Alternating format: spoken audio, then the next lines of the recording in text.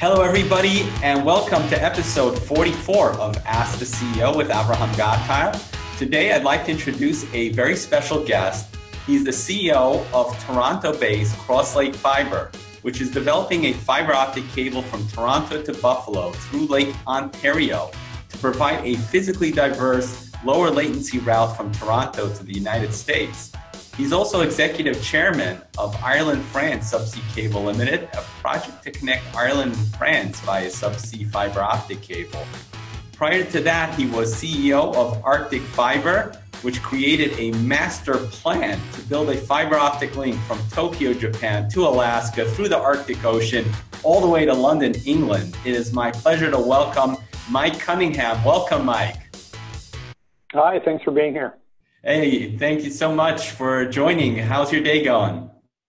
It's going great. Was on the road last week, so always good to come back into the office and have 1,000 emails waiting for you. Isn't that always the case? Indeed. So this, it's really exciting to hear about the projects that you're working on, and I imagine with the prevalence of IoT and soon to be released 5G technology, businesses like yours must be in high demand.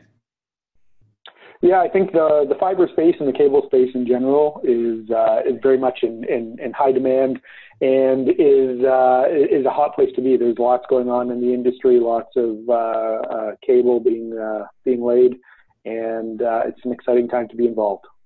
Yeah, absolutely. And then just going through the different projects that you're involved with, I just find that fascinating because people just take internet for granted. You turn on your computer, you turn on your phone, and information's there. But if you want to send an email from New York to China, how does it get there? And you're the one that actually deals with that.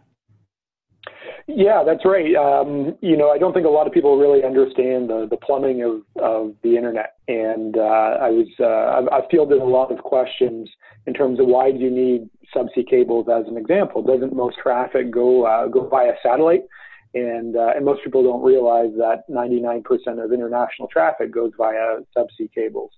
So it's definitely a unique place to be involved with, but it's definitely an exciting one, and it's definitely a niche within the industry that's seen a lot of different events and interesting projects happen recently. Yeah, that's right. Absolutely. And I like the way you worded it, the plumbing, because quite literally that's what it is. Yeah, no, I think that's an accurate way to describe it for sure. So tell us a little bit about this project that you're working on connecting Toronto to Buffalo. Yeah, so the Crosslake Fibre Lake Ontario project is a very exciting one for us, and me specifically, given that I'm from Toronto. And so it's the first project that I'm able to do really in my own backyard. And so what we're really doing is developing a new route from Toronto down to Buffalo that will run through Lake Ontario. So it's a mixture of both a terrestrial route, a small terrestrial segment on the Toronto side, then about call it a 60-kilometer subsea route, and then another call it 65-kilometer terrestrial route to get down into Buffalo itself. So that will really bring a new route from Toronto into Buffalo, from Canada to the U.S. It's physically diverse from the other cables that facilitate that same route, and it's a shorter route. So the latency between those two endpoints is less, as well as the fact that this route within a Toronto to New York City or New Jersey route will facilitate a segment within the shorter Toronto to New York route. Yeah, for sure. And I imagine also because we're not going on the terrestrial route all the way, we're not going through all those other cities and picking up traffic from there.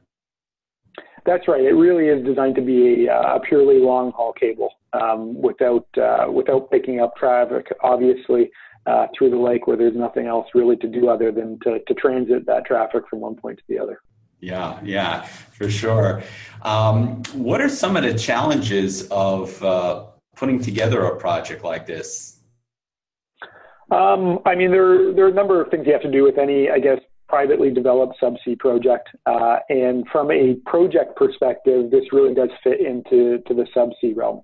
I think the route itself, in terms of the commercial aspects of it and how we look at the market, is comparable to a terrestrial route that you would see anywhere else really within North America. But from a project development perspective, it does play into the more traditional subsea project development, in that the different aspects that we have to get lined up and work on are very comparable to other subsea cable projects, in that we have to really design a route. We have to cost out that route to have an idea of really what the capital requirement for the project is. And then we have to understand that long haul market where we don't have the ability to pick up traffic along the way. Really, it is those two endpoints. And then it's very iterative in terms of how you refine your commercial offering, understand the market, put the financing together, and then when you really go and execute the build itself. And the build on the terrestrial side is something that is relatively common. Each geography has unique permitting aspects that you have to deal with. On the lake side, that's really where there's quite a number of interesting things that we have to deal with. You have your permitting and regulatory, which all have their unique flavor. And then even the engineering for a project like this is very unique in that it's in the Great Lakes, where traditionally you don't have telecommunications cable builds. And there are some unique engineering aspects that we have to overcome as a result. Yeah, I could only imagine. And in terms of, let's say, just the funding for a project like this, I imagine that you go into the project already with some either buyers or contracts ahead of time, right? Yeah, I mean, with a lot of your larger subsea cable projects, your transoceanic projects, you really need to de-risk those projects from a financial perspective through pre-sales before you will actually deploy that capital. In instances like that, where you're dealing with a repeatered system, you have a maximum of 8 fiber pairs. Really, you only have a few fiber pair sales that you need to make in order to get that project de-risked to the extent that you're comfortable deploying capital. On the Crosslake project, it's a lot different because it's a non-repeatered system, so we have a high fiber count in the actual cable itself. And so the market that we play in is different in that we don't need just 1 or 2 fiber sales in order to I guess in theory, de-risk it. We need a bit more. On the other end, there's a lot more players in the market. Our price point is a lot lower. The number of potential customers out there is a lot greater by nature of the fact that it is a much lower price point.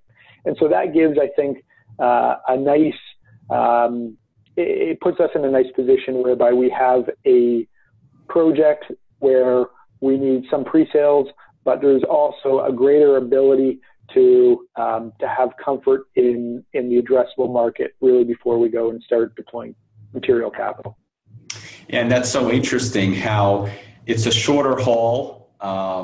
You need to sell more of it ahead of time, but you got more buyers.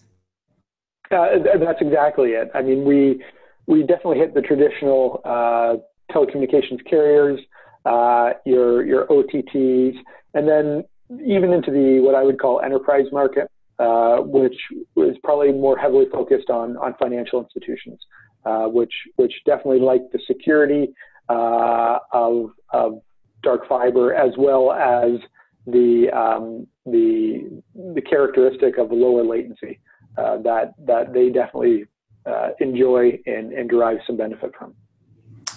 Yeah. So let's talk a little bit about security. You know, one thing that I've always wondered is, those cables are out there in the lake. Can anybody just go over to them and, mess around with them? It'd be pretty tough to do that without at least us knowing. I think in terms of how we've actually designed and engineered the system itself, I mean, we really have taken a a very prudent approach to design in that the entire cable is armored, and we are targeting burial across the entire system with HDD at the shore ends. So from a build perspective, it really is as secure as it comes and as safe as it comes. And a lot of that work comes even before we decide upon the route, or we actually go and construct it, in that a lot of that front-end engineering in terms of selecting the route, selecting your placement for your shore ends, is all part of the process of de-risking the actual asset itself, so that we don't have any issues, over time. We're fortunate in that Lake Ontario, between Canada and the U.S., developed countries, no commercial fish trawling that's dredging up the bottom, and the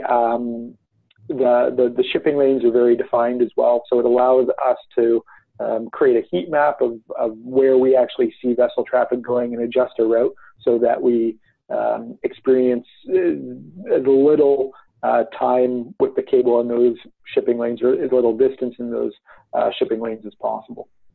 Gotcha. So in a way, it's a lot simpler than, let's say, a transatlantic cable.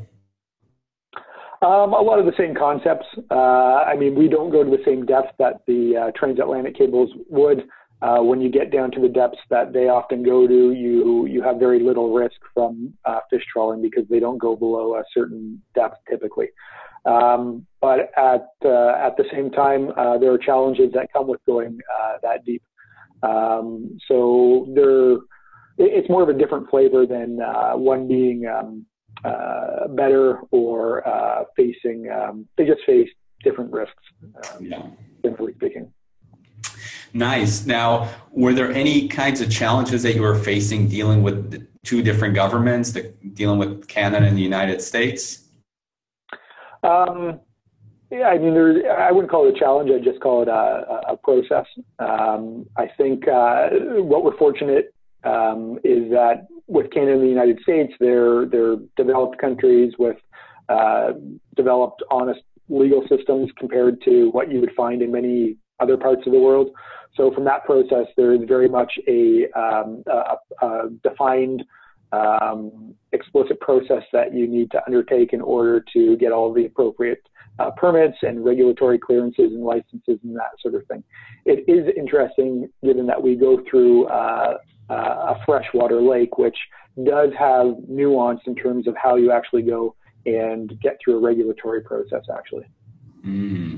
Gotcha. So, Mike, who would be an ideal client for this project? For this project, I would say other telecommunications carriers are our most typical client. With a long-haul transoceanic system where it's a repeater cable, we would typically say an internal user of bandwidth and not a reseller is our ideal client. However, for this project, we are just selling really dark fiber. That's our bread and butter, and so we will sell really to anybody on a non-discriminatory basis. So I don't know if we have an ideal customer, but I think that there are more customers that are other telcos than anyone else. Gotcha. So Mike, this is really fascinating stuff that you're working with. How did you get started in this? I guess somewhat by accident.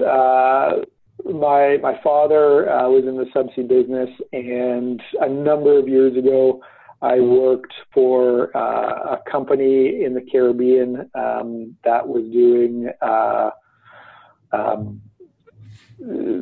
they had a telecommunications license to go and develop a subsea cable that would serve a domestic requirement that they had. But they also had a voice business and a data business, which I was responsible for. And while I wasn't directly involved with the cable development, I picked up a lot of it because it was a product that I was having to sell. And that's really how I got into the subsea, cable business. And previous to that, for a number of years, I was in the telecommunications business. So I definitely had my toe in the water prior to that. Yeah, and those two businesses go hand in hand. They do very much. I think that in order to have a successful project, you need to be able to productize it and really drive that economic rationale. So it's I think, especially as a private cable developer, you can't just be engineering heavy or design heavy. You really have to have a complete package in terms of your ability to sell the product at the end of the day, and a product that has a good market fit, as well as being able to finance it. Yeah, and that's a very important part right there, the financing. Absolutely. Now, I think over the last number of years, the market has definitely changed in that there's been a lot of capital go into the industry in terms of deals being done in the subsea cable space at the very least. Now, I don't think we're not an exact fit for your traditional subsea cable in that we do play in the terrestrial market, but we do have a material subsea build as part of that project. But you've had a number of big projects that have been financed recently. After the dot-com boom, there was really nothing for a decade. Then you had Hibernia Express, which was an operating company, but that was very much a very material project for Hibernia. You had Aquacoms, you've had Seaborn, you've had Hawaii, you've had Quintillion, and so there's been a lot of deals that have happened where you've had a material amount of capital raised to go into these very specific projects. And then you had Hibernia being acquired by GTT, which showed you could actually exit a project. And so I think the institutional understanding of subsea cables has grown, and there is, to some extent, a herd mentality in terms of once you see a few marquee names go into these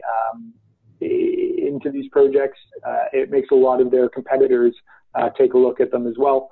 And I think now that you have a track record of some exits, it really helps grease the wheels for new investment coming into the industry. Mm.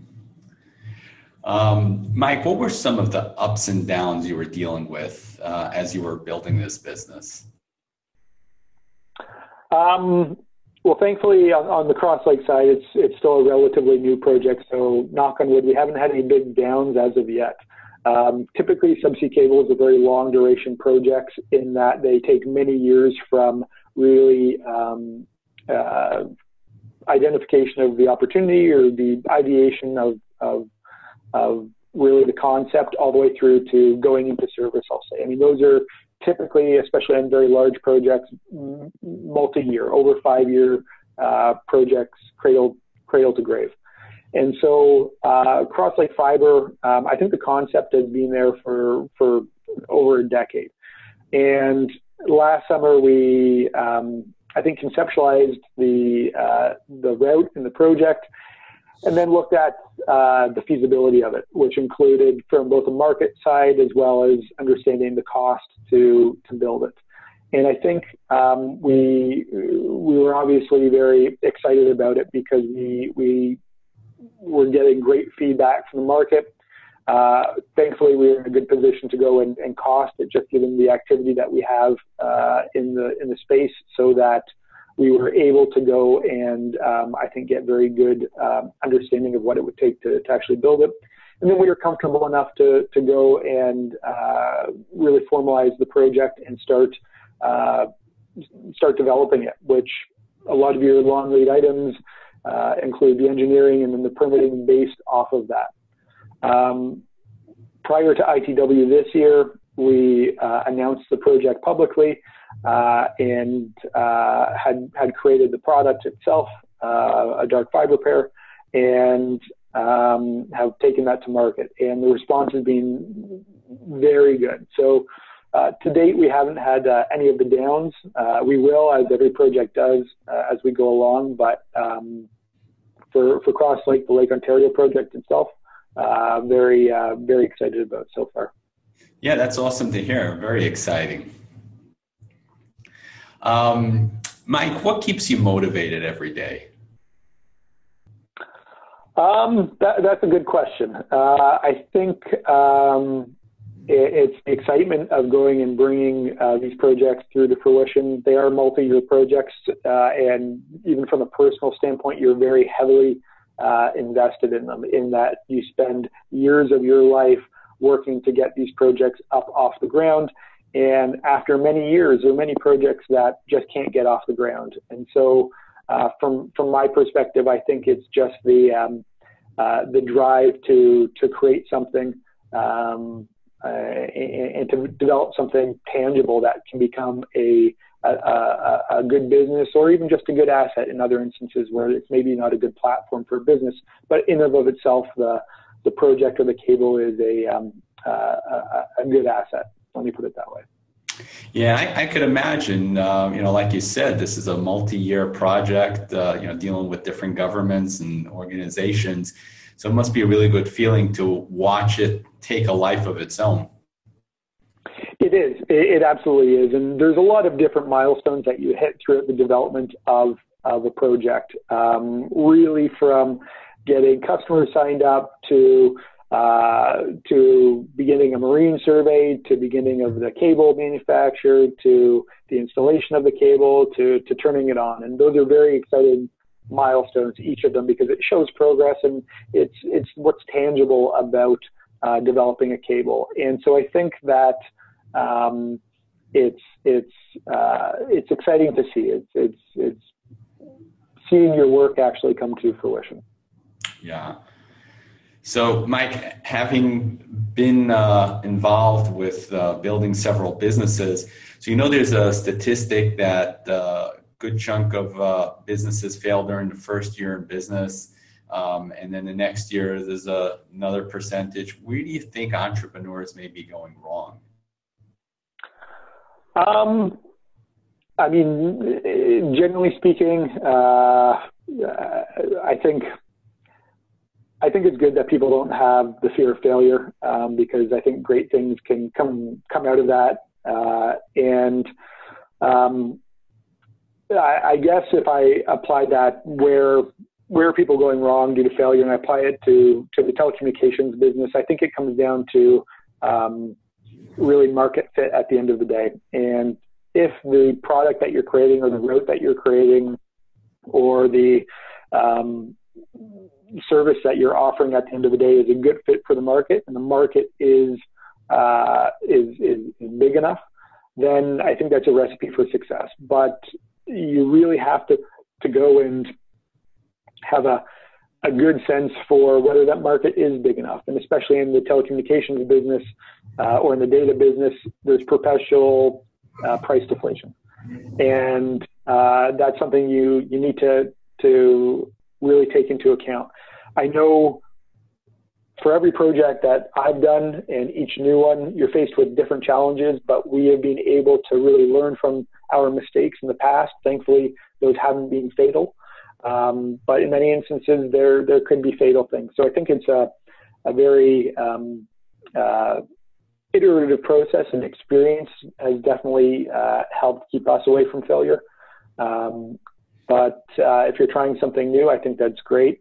And if it ends in failure, then at least next time around, some of those mistakes to avoid, and you probably learn more from your failures than you do from your success. Yeah, and I love that attitude, because that's really the only way to do it. I mean, you can't be held back by fears of the unknown. Yeah, exactly. And I think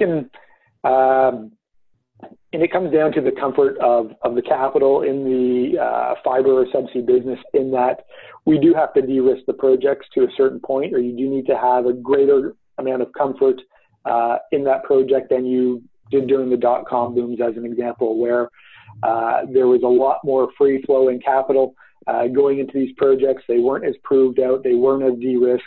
And so I think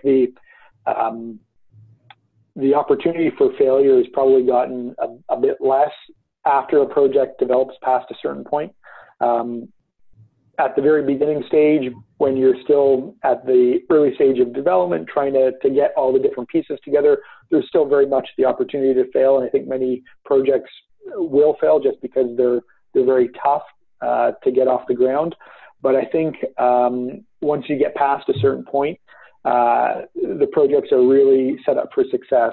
And it's just a question to some extent of degrees or just executing that construction, simply because you've had to go, in order to attract that capital, you had to de-risk the project to a much greater extent than you have previously had to. And that's a great point that could be transferred onto many different kinds of businesses, which is de-risking. Make sure you have enough capital and you'll be fine.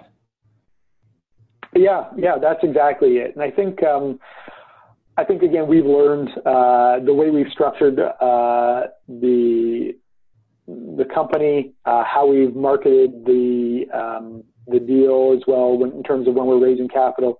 I think we've done so in a way that really provides us with a good platform, and our ability to execute is much greater than under some other structures which are more constraining. I think it lends itself to giving comfort to your senior equity, as well as having a fully funded project. One of the concerns that many of the turnkey subsea vendors have is this project fully funded? Even if you have your equity component, what about the rest of the capital you need to build it if you have a properly levered balance sheet? And so I think your ability to execute is somewhat hindered if you have some of those potential gaps in funding. And there are certain milestones that you have to hit in terms of the development of a project in order to actually receive funding from different sources of capital. As an example, for some of your senior debt funding, you have to have, in certain instances, your permits in place. Well, sometimes your permits in play, sometimes to get those permits, you've had to advance the project so far that you needed that capital on the debt side. And so it's really about how you bridge that gap, I think, at the end of the day. And I think that we've learned that over the years, and being able to approach the financial markets in such a way to address that challenge without it being punitive to the project. And that really helps us execute the project in a much easier, simpler way, because we can show payment assurance to a vendor.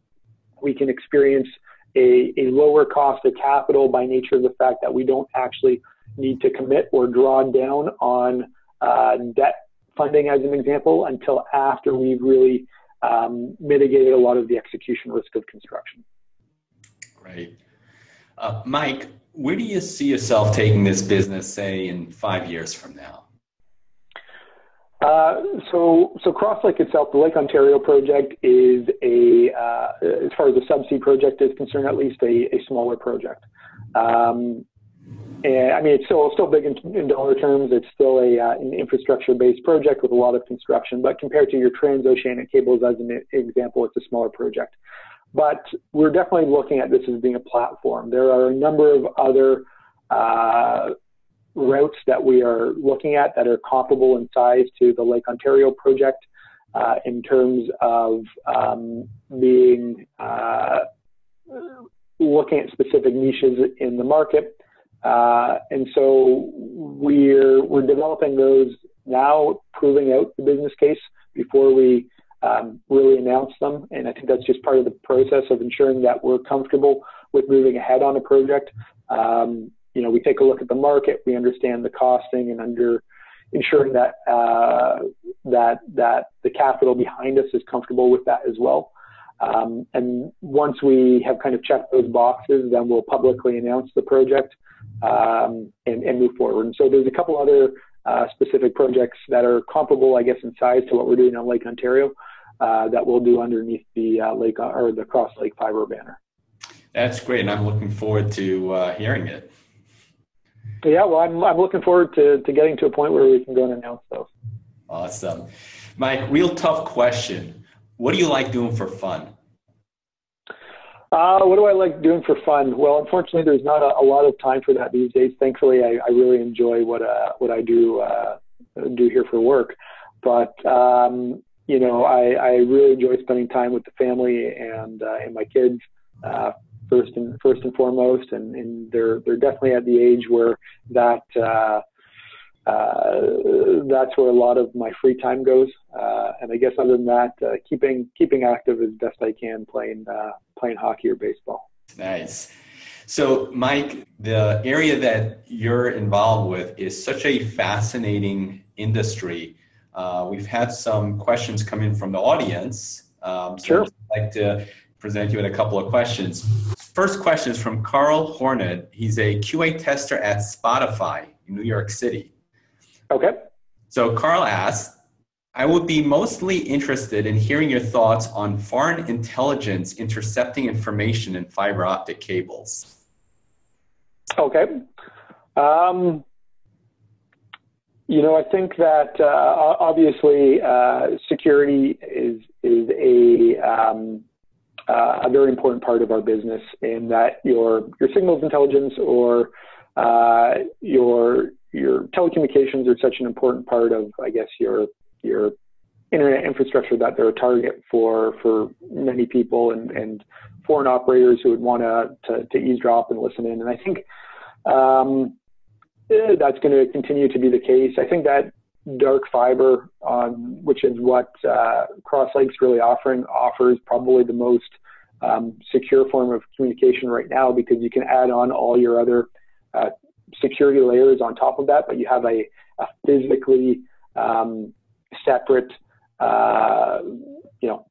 piece of glass going from one end to the other. I mean, if anyone tries to really break that, then there's the opportunity to really see that something has happened. So I think from a security standpoint, and I think that this is going to be a theme going forward, that especially in the financial industry, different banks, and as security becomes more of a concern for more companies, I think you're going to get companies bring their traffic off the internet onto their own fiber network.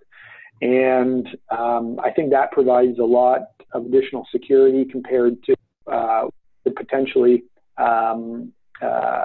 yet other methods of securing your data from point to point, just because the number of opportunities for intercept are much less.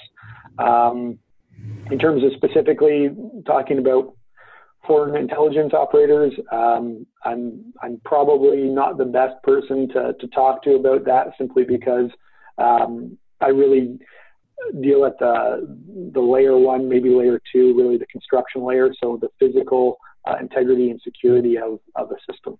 I think your opportunities for intercept are further down in terms of your different layers, 2, 3, 4, whatever, or at the application layer, I guess. Yeah, but like you said, the physical layer, it'll be very difficult for somebody to just covertly attach themselves because they got to break something. That's exactly it. It's not something that you can do necessarily through a computer interface. You have to go out there and physically do something, and there's a permanent record of that, or you can see it. So I think the opportunity to do that on the Crosslake system is pretty low. And at the same time, I think just given where we're located in the world, it is there's a much less risk of that sort of security risk actually taking place on a cable like this, as opposed to one that is in a different part of the world.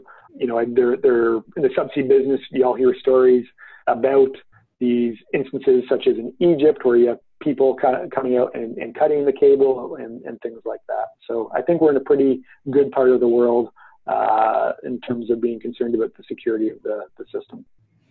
And like you said, it's alarmed, right? I mean, somebody can't just come over and start drilling holes into it.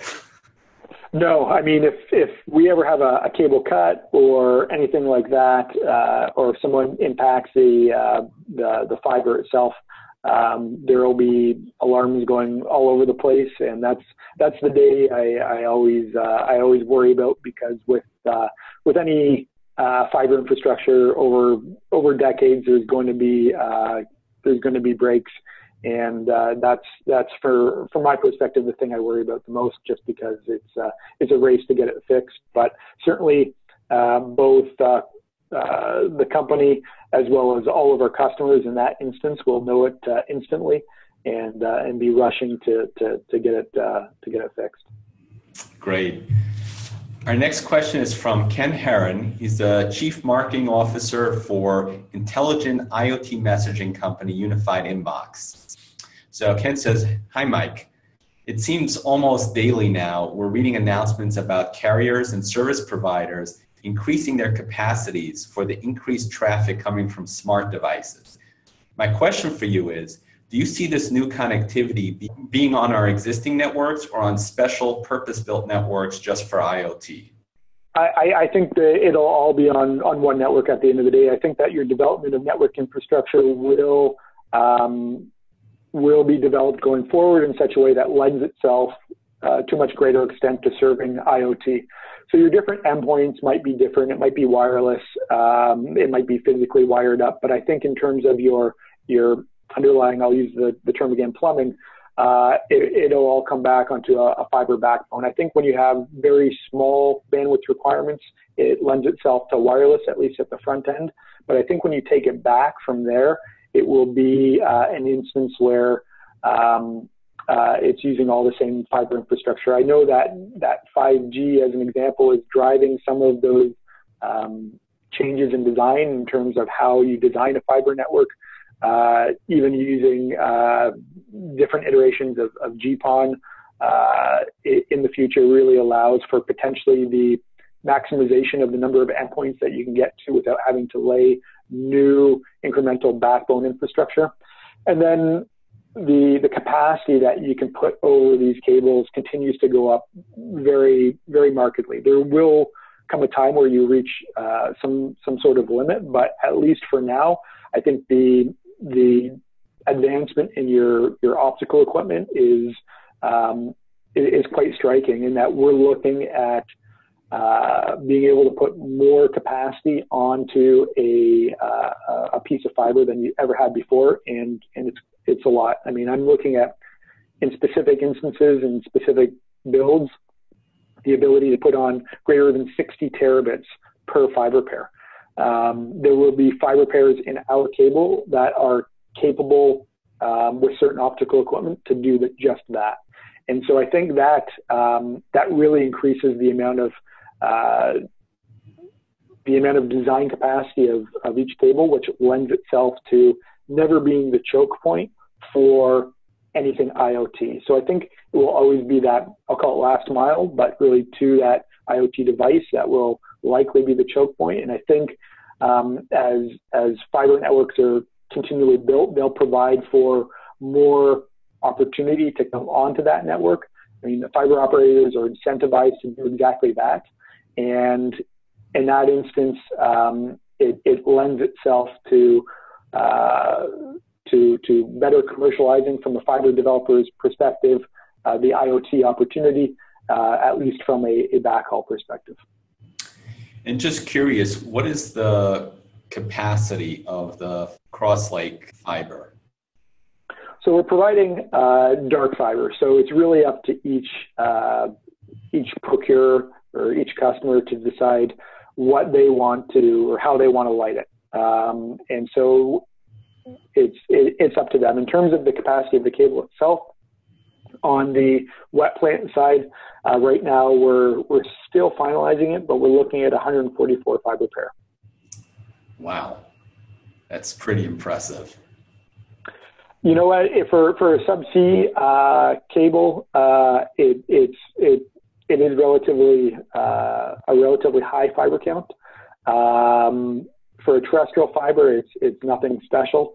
But there's another cable that has recently actually just been laid in Hong Kong to Kowloon, I believe, by a company called Superloop, and I think that had something like 3,000 strands of fiber in it, which is a very, very unique cable and build.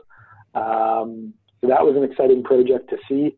So we are even at 144, we're pretty high in terms of fiber, but there are other projects out there that are doing some interesting things as well. I think one of the reasons why there's a trade-off to putting in additional fiber, even though there's the technical ability to do it, is the time it takes to repair the cable, if you have a cable cut, is directly impacted by the number of fiber you have in there. And so that is why there will definitely be a limit in terms of what we want to put through there compared to what we could, in theory, put in the cable. That makes sense, because you could always put a second cable in Lake Ontario, but it's a lot harder to put a second cable across the Pacific Ocean. Yeah, exactly. I mean, and I think in both instances, the decision to do so is more driven by the opportunity in the market than anything else. But it is, if you're going across the Pacific and you only have 8 fiber pairs, it'll be the repair itself will be quicker. Whether it takes more time to get a ship there or not is a separate question. Just curious, physically, how big are those? How wide are those cables? They're pretty small physically. If you look at the diameter of a golf ball as an example, that's a pretty good size for a fully double armored cable. Oh, wow. I was imagining, 6 feet wide, 12 feet wide. No. I mean, if there are larger cables that are power cables that have fiber in them as well, where you'll get up to much larger diameters. But for just a telecommunications fiber optic cable, they're pretty small and non-impactful in terms of their laying.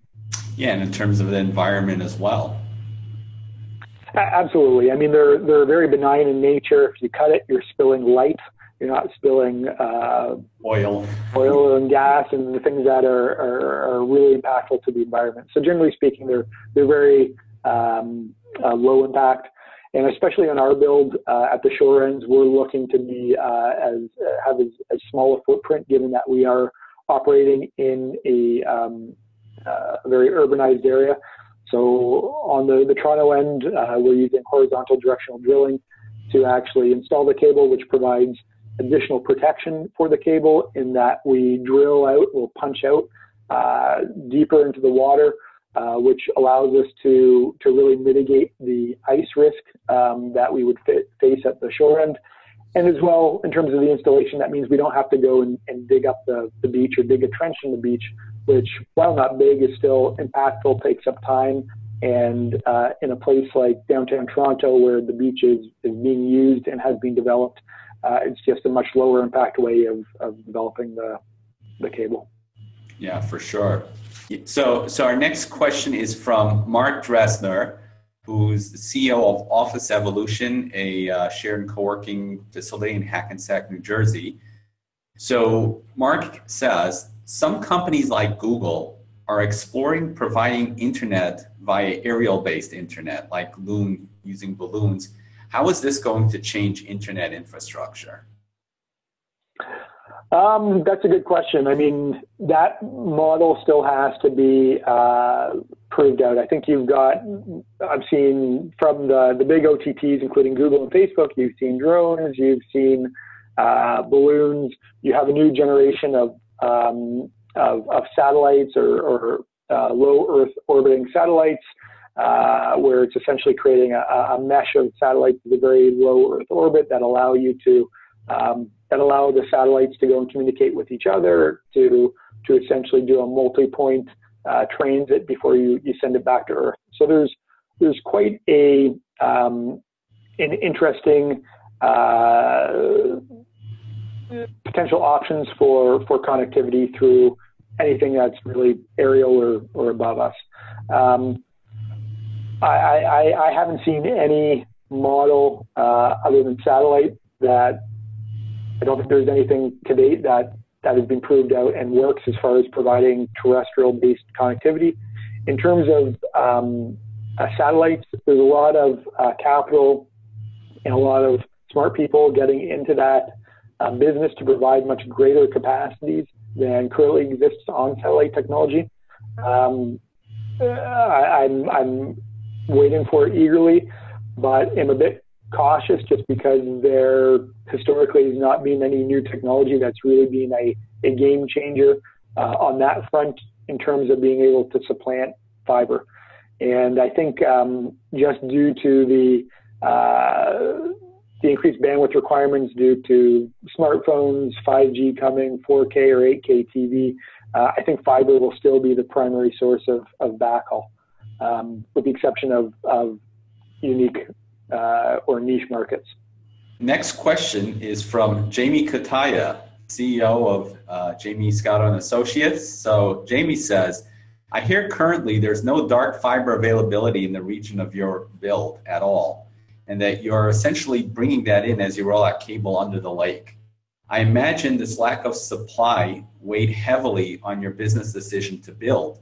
But what does it mean to have dark fiber access to areas like Toronto and Buffalo, and particularly for businesses there that have big bandwidth needs?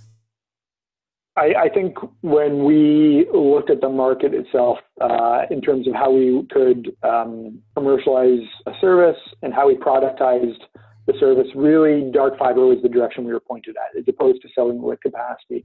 And really the reason for that and where the market opportunity comes from is the fact that there is not the ability to go and procure dark fiber today from Toronto essentially into the United States.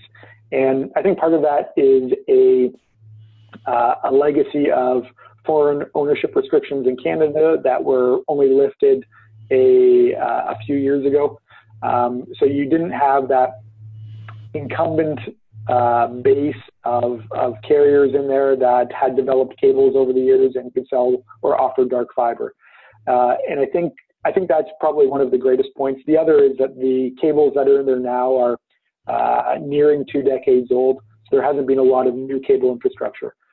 So for those reasons, there's no dark fiber that's really available to be acquired from Toronto into the United States. And so that is why we like the market and like the opportunity, and why we've also chosen to really sell dark fiber to anyone and everyone.